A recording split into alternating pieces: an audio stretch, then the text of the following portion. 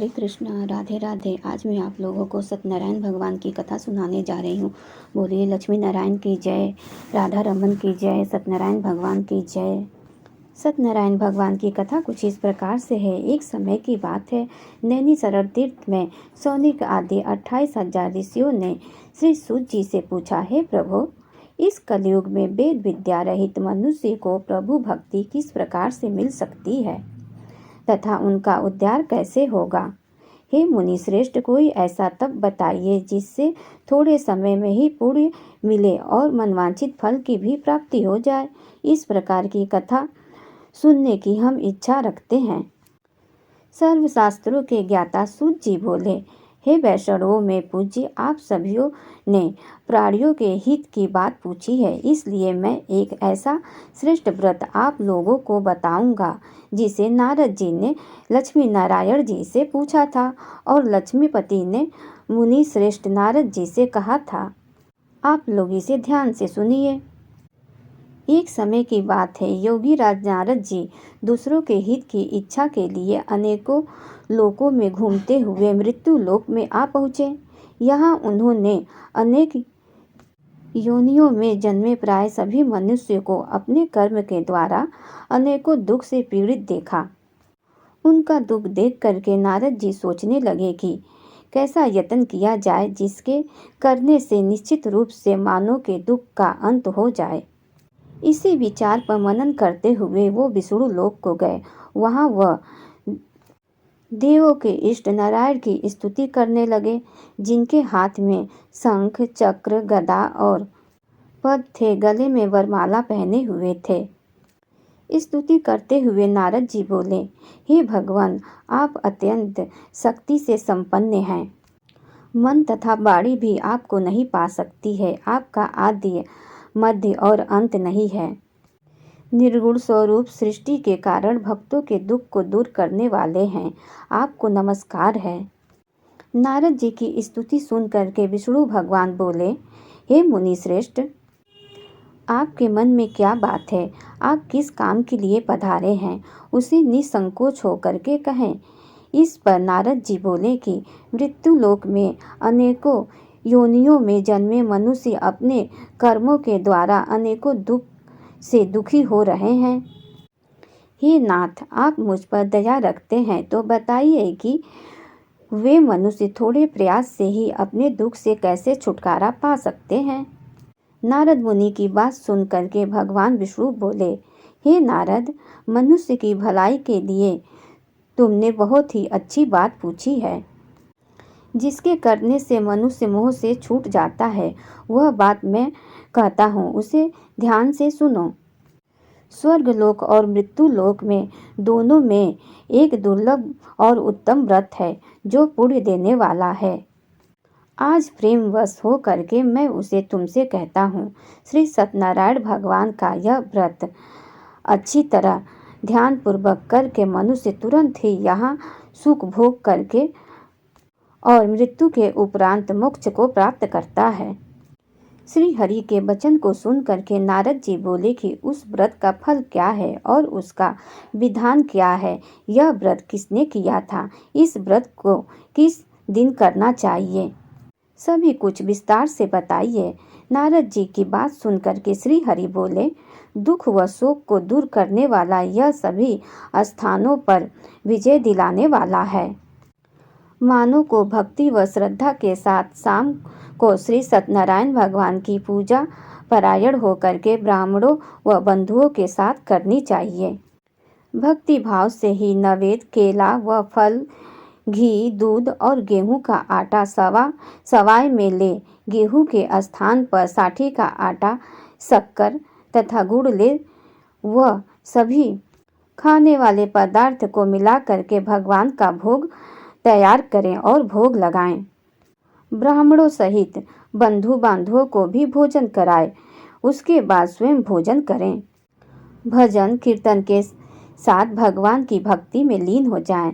इस तरह से सत्यनारायण भगवान का यह व्रत करने पर मनुष्य की सारी इच्छा निश्चित ही पूरी हो जाती है।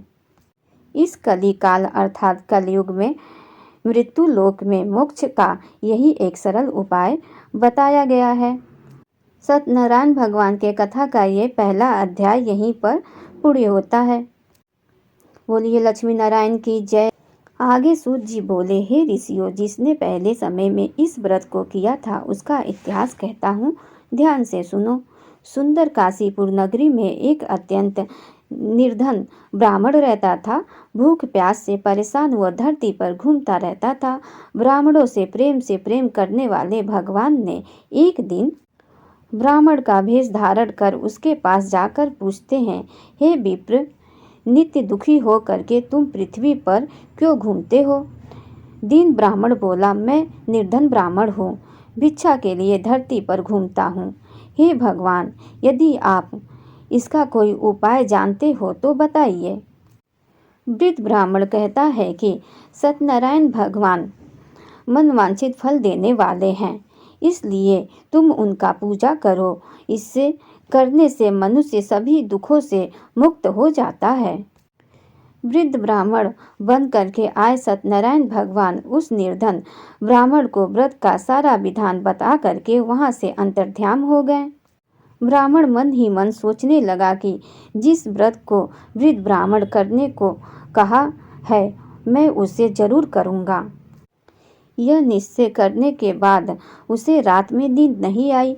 वह सवेरे उठ करके सत्यनारायण भगवान के व्रत का निश्चय कर भिक्षा मांगने के लिए चला गया। उस दिन निर्धन ब्राह्मण को भिक्षा में बहुत धन मिला, जिससे उसने बंधुओं के साथ मिल करके सत्यनारायण भगवान का व्रत संपन्न किया।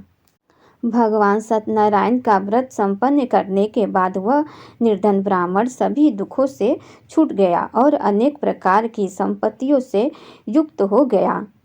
उसी समय से यह ब्राह्मण हर माह इस व्रत को करने लगा। इस तरह से सत्यनारायण भगवान के व्रत को जो मनुष्य करेगा वह सभी प्रकार के पापों से छुटकारा मोक्ष को प्राप्त होगा। जो मनुष्य इस व्रत को करेगा वह भी सभी दुखों से मुक्त हो जाएगा।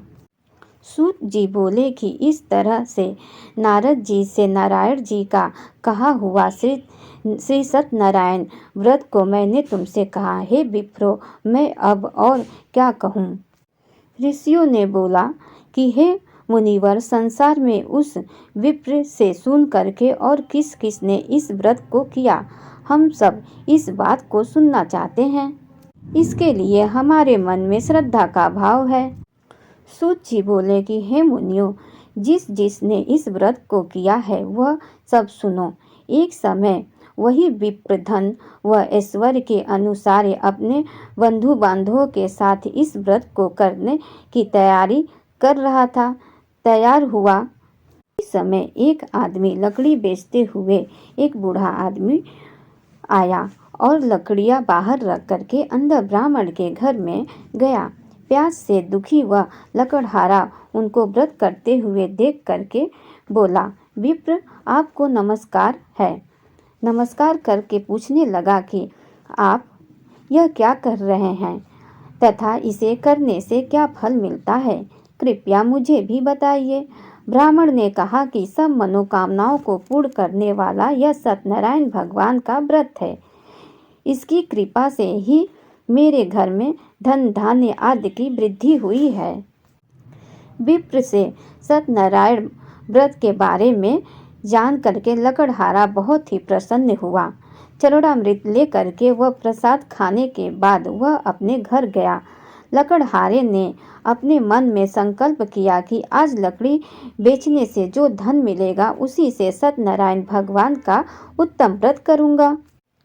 मन में इस विचार को ले बूढ़ा आदमी सिर पर लकड़ियां रख करके उस नगर में बेचने गया जहाँ धनी लोग ज़्यादा रहते थे। उस नगर में उसे अपनी लकड़ियों का दाम पहले से 4 गुना अधिक मिला। वह बूढ़ा प्रसन्न हो करके साथ दाम ले करके केला, शक्कर, घी, दूध, दही और गेहूं का आटा ले और सत्यनारायण भगवान के व्रत की अन्य सामग्री ले करके अपने घर गया। वहां उसने अपने बंधुओं को बुला करके विधि विधान से सत्यनारायण भगवान का पूजा और व्रत किया। इस व्रत के प्रभाव से वह बूढ़ा लकड़हारा धन और पुत्र आदि से युक्त हो गया। संसार के समस्त सुख भोग अंत काल में बैकुंठ धाम को चला गया। यहाँ पे द्वितीय अध्याय पूर्ण होता है। अब मैं आप लोगों को तृतीय अध्याय सुनाने जा रही हूँ। बोलिए लक्ष्मी नारायण की जय, सत्यनारायण भगवान की जय, राधा रमन की जय। सूत जी बोले कि हे मुनि श्रेष्ठ, अब आगे की कथा कहता हूँ। पहले समय में उल्कामुख नाम का एक बुद्धिमान राजा था। वह सत्यवक्ता तथा जितेंद्रिय था। प्रतिदिन वह देव स्थान पर जाता और निर्धनों को धन दे करके उनके कष्ट को दूर तक करता था। उनकी पत्नी कमल के समान मुख वाली और सती साध्वी थी। भद्रशिला नदी के तट पर उन दोनों ने श्री सत्यनारायण भगवान का व्रत किया। उसी समय साधु नाम का एक वैश्य आया। उसके पास व्यापार करने के लिए बहुत सा धन भी था। राजा को व्रत करते देख करके वह विनय के साथ पूछने लगा, हे राजन, भक्ति भाव से पूर्ण हो करके आप यह क्या कर रहे हैं? मैं सुनने की इच्छा रखता हूँ, कृपया आप मुझे बताइए। राजा बोला, हे साधु, अपने बंधुओं के साथ पुत्र आदि की प्राप्ति के लिए एक महाशक्तिमान श्री सत्यनारायण भगवान का व्रत व पूजा कर रहा हूँ।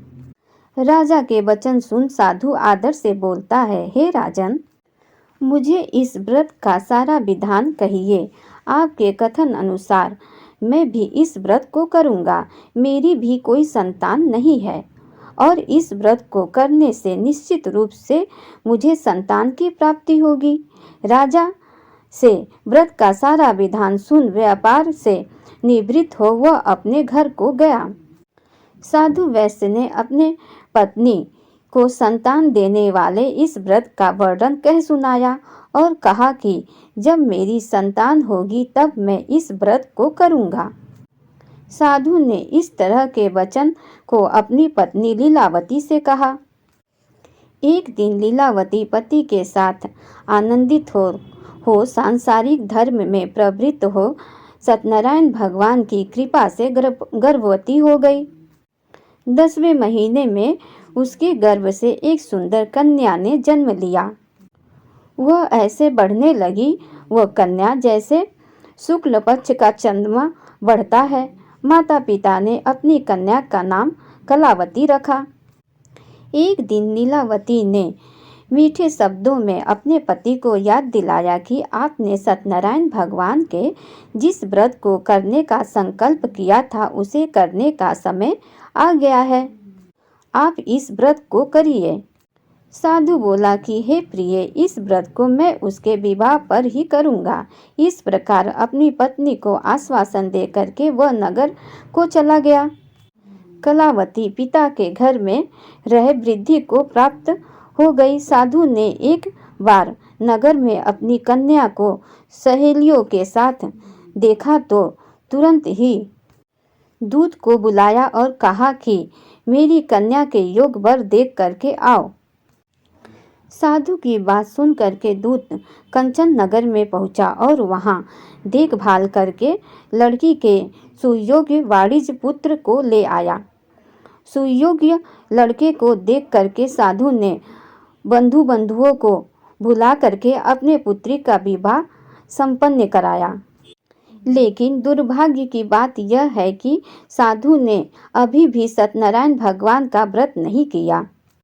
इस पर श्री भगवान क्रोधित हो गए और श्राप दिया कि साधु को अत्यंत दुख मिले। अपने कार्य में कुशल साधु बनिया जमाई को लेकर के समुद्र के पास स्थित होकर रत्नासारपुर नगर में गया। वहां जा करके दामाद और ससुर दोनों मिल करके चंद्रकेतु राजा के नगर में व्यापार करने लगे। एक दिन भगवान सत्यनारायण की माया से एक चोर राजा का धन चुरा करके भाग रहा था। उसने राजा के सिपाहियों को अपना पीछा करते हुए देखा तो चुराया हुआ धन वहां रख दिया जहां साधु अपने जमाई के साथ ठहरा हुआ था। राजा के सिपाहियों ने साधु वैश्य के पास राजा का धन पड़ा देखा तो वह ससुर और जमाई दोनों को बांधकर प्रसन्नता से राजा के पास ले गए और कहा कि इन दोनों चोरों को हमने पकड़ लिया है, आप आगे की कार्रवाई करने की आज्ञा दें। राजा की आज्ञा से उन दोनों को कठिन कारावास में डाल दिया गया और उनका सारा धन भी छीन लिया गया। श्री सत्यनारायण भगवान से श्राप से साधु की पत्नी भी बहुत दुखी हुई।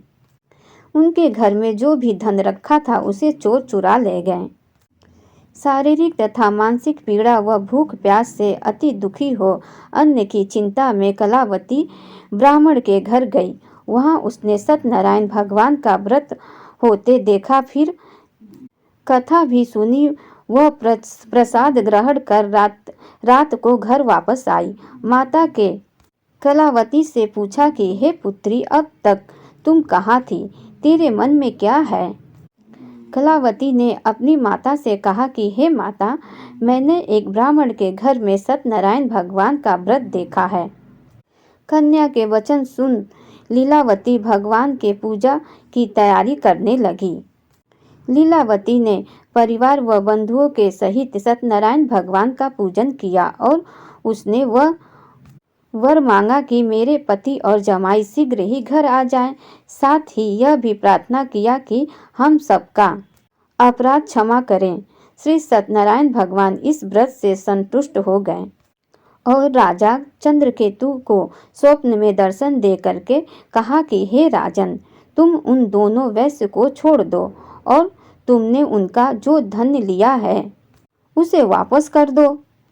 अगर ऐसा नहीं किया तो मैं तुम्हारा धन, राज्य व संतान सभी को नष्ट कर दूंगा। राजा को यह सब कह करके वह वहां से अंतर्ध्यान हो गए। प्रातःकाल होने पर राजा ने अपना स्वप्न सुनाया, फिर बोला कि वाणिज पुत्रों को कैद से मुक्त करके सभा में ले आओ। दोनों ने आते ही राजा को प्रणाम किया। राजा मीठी वाणी में बोले, हे महानुभाव, भाग्यवश ऐसा कठिन दुख तुम्हें प्राप्त हुआ है, लेकिन अब तुम्हें कोई भय नहीं है। ऐसा कह राजा ने उन दोनों को एक नए आभूषण वस्त्र भी पहनाए। अब मैं आप लोगों को चौथा अध्याय सुनाने जा रही हूँ। बोलिए सत्यनारायण भगवान की जय। सूत जी बोले कि वैश्यों ने मंगलाचरण करके अपनी यात्रा आरंभ की और अपने नगर की ओर चल दिए। उनके थोड़ी दूर जाने पर एक दंडिक भेषधारी श्री सत्यनारायण ने पूछा कि हे साधु, तेरे नाम में क्या है? साधु ने हंसते हुए बोला कि हे दंडिक, आप क्यों पूछ रहे हैं? क्या आप मेरा धन लेने की इच्छा रखते हैं? मेरी नाव में तो बेल व पत्ते भरे हुए हैं। वैश्य के कठोर वचन सुन करके भगवान बोले, तुम्हारा वचन सत्य हो। दंडी ऐसा वचन कह करके वहां से दूर चले गए। कुछ दूर जा करके समुद्र के किनारे बैठ गए। दंडी के जाने के बाद साधु वैश्य ने नित्य क्रिया के पश्चात नाव को ऊंची उठते देख करके अचंभित हो गए और नाव में बेल व पत्ते आदि देख करके मूर्छित होकर के जमीन पर गिर पड़े। मूर्छा से उठने पर वह अत्यंत शोक में डूब गए। तब उनका दामाद बोला कि आप शोक ना मनाएं, यह दंडिक का श्राप है, इसलिए हमें उनकी शरण में जाना चाहिए, तभी हमारी मनोकामना पूर्ण होगी। दामाद की बात सुन करके वह दंडिक के पास पहुँचे और अत्यंत भक्ति भाव से नमस्कार करके बोले, मैंने आपसे जो असत्य वचन कहे थे उनके लिए मैं आपसे क्षमा मांगता हूँ। ऐसा कह करके महान शोकातुर हो करके रोने लगा। तब दंडिक भगवान बोले, हे वाणिज पुत्र, मेरी आज्ञा से बार बार तुम्हें दुख प्राप्त हुआ है, तू मेरी पूजा से विमुख हुआ। साधु बोला, हे भगवान आपकी माया से ब्रह्म आदि देवता भी आपके रूप को नहीं जानते, तब मैं अज्ञानी कैसे जानता कि आप कौन हैं? हे भगवान, आप प्रसन्न होइए। अब मैं सामर्थ्य के अनुसार आपकी पूजा करूंगा। मेरी रक्षा करो और पहले के समान मेरे नाव में धन भर दो। साधु वैश्य के भक्ति पूर्वक वचन को सुन करके भगवान प्रसन्न हो गए और उनकी इच्छा अनुसार वर दे करके अंतर्ध्यान हो गए। ससुर जमाई जब नाव पर आए तो नाव में धन भरी हुई थी। फिर वही अपने अन्य साथियों के साथ सत्यनारायण भगवान का पूजन कर अपने नगर को चल दिए। जब नगर के नज़दीक पहुँचे तो दूतों को घर पर खबर करने के लिए भेज दिया। दूत साधु की पत्नी को प्रणाम करके कहा कि मालिक अपने दामाद सहित नगर के निकट आ गए हैं। दूत की बात सुन करके साधु की पत्नी लीलावती ने बड़े हर्ष के साथ सत्यनारायण भगवान का पूजन कर अपनी पुत्री कलावती से कहा कि मैं अपने पति के दर्शन के लिए जाती हूँ, तू कार्य पूर्ण करके शीघ्र आ जाना। माता के ऐसे वचन सुन करके कलावती जल्दी से प्रसाद छोड़ अपने पति के पास चली गई। प्रसाद के अवज्ञा के कारण श्री सत्यनारायण भगवान रुष्ट हो गए और नाव सहित उसके पति को पानी में डुबा दिया। कलावती अपने पति को वहां न पा करके रोती हुई जमीन पर गिर पड़ी। नाव को डूबता हुआ देख करके वह कन्या को रोते हुए देखा। साधु दुखी होकर के बोला कि हे प्रभु, मुझसे तथा मेरे परिवार से जो भी भूल हुई है उसके लिए आप हमें क्षमा करें। साधु के दीन वचन को सुन करके सत्यनारायण भगवान प्रसन्न हो गए और आकाशवाणी हुई, हे साधु, तेरी कन्या मेरे प्रसाद को छोड़ करके आई है, इसलिए उसका पति अदृश्य हो गया है। यदि वह घर जा करके प्रसाद खा करके लौटती है तो उसे उसका पति अवश्य प्राप्त हो जाएगा। ऐसी आकाशवाणी सुन करके कलावती घर पहुंची और प्रसाद खाती है और फिर आ करके अपने पति का दर्शन करती है। उसके बाद साधु अपने बंधुओं के सहित सत्यनारायण भगवान का विधि विधान से पूजन करता है। इस लोक का सुख भोग करके अंत में वह स्वर्ग को जाता है। यहाँ पर चौथा अध्याय पूर्ण होता है। अब मैं आप लोगों को सत्यनारायण भगवान की 5वां अध्याय की कथा सुनाने जा रही हूँ।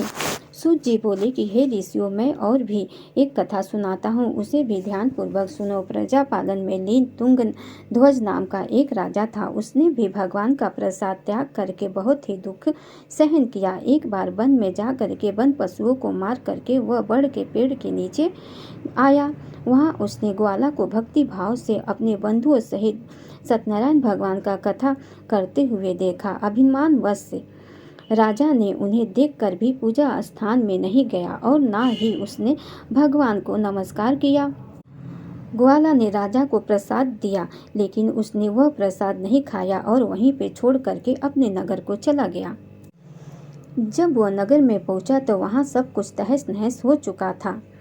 वह शीघ्र ही समझ गया कि यह सब भगवान ने ही किया है। वह दोबारा ग्वाला के पास पहुंचा और विधि पूर्वक पूजा करके प्रसाद खाया तो सत्यनारायण भगवान की कृपा से सब कुछ पहले जैसा हो गया। दीर्घ काल तक सुख भोगने के बाद मरणोपरांत उसे स्वर्ग की प्राप्ति हुई। सूत जी बोले कि जिन्होंने पहले इस व्रत को किया है, अब उनके दूसरे जन्म की कथा कहता हूँ। वृद्ध शांतानंद ब्राह्मण ने सुदामा का जन्म लेकर के मोक्ष की प्राप्ति की। लकड़हारे ने अगले जन्म में निषाद बन करके मोक्ष की प्राप्ति की। उल्का मुख नाम का राजा दशरथ हो करके बैकुंठ को गए। साधु नाम के वैश्य ने मोरध्वज बन करके अपने पुत्र को आरे से चीर करके मोक्ष पाया। महाराज तुंगध्वज ने स्वयंभू हो करके भगवान में भक्ति युक्त हो कर्म कर मोक्ष पाया। यहाँ पे भगवान सत्यनारायण की कथा पूर्ण होती है। बोलिए लक्ष्मी नारायण की जय, राधा रमन की जय, बांके बिहारी लाल की जय, भगवान सत्यनारायण की जय। सत्यनारायण भगवान की कथा सुनने वाले भक्तजनों की जय हो, जय हो, जय हो।